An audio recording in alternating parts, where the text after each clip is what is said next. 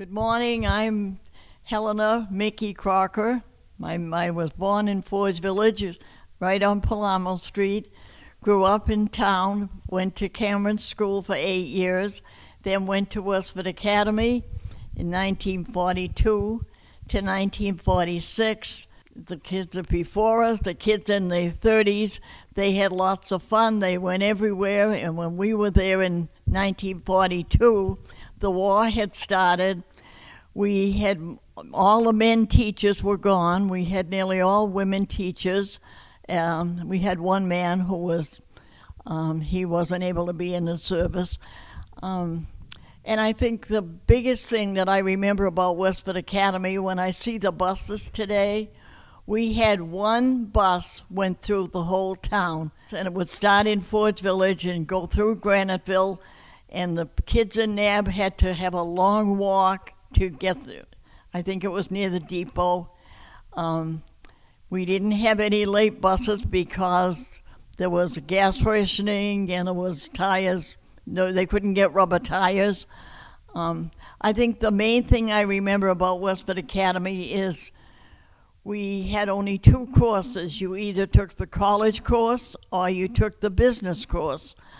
Most of them, if we were children of immigrants from the villages, we knew there was no money to go to college, so most of us took the classic course, which was the business course, and you learned shorthand, typing. We did take one language.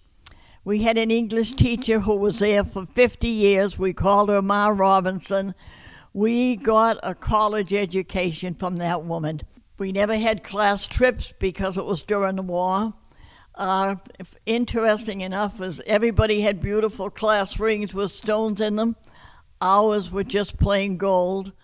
And it was the morning of D-Day, June the 6th, and we had an assembly. Everybody was down into the gym, and we had no idea why we were there.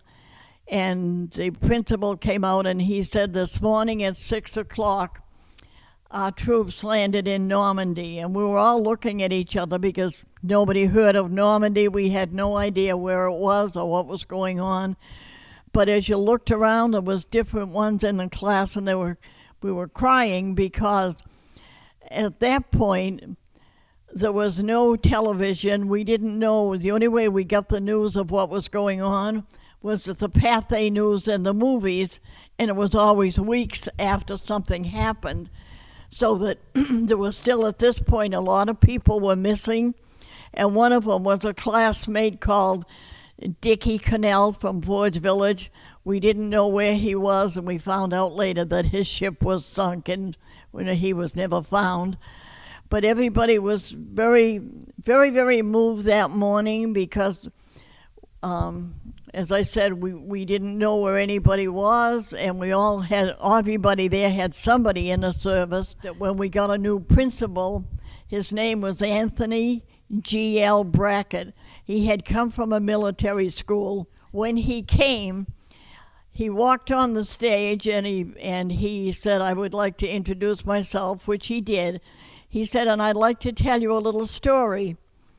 When I visited a prison, I walked through with the warden, and I said to the warden, aren't you afraid one of these people might gang up on you and fight you?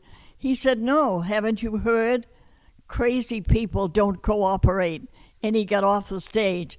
Let me tell you, we all got the message.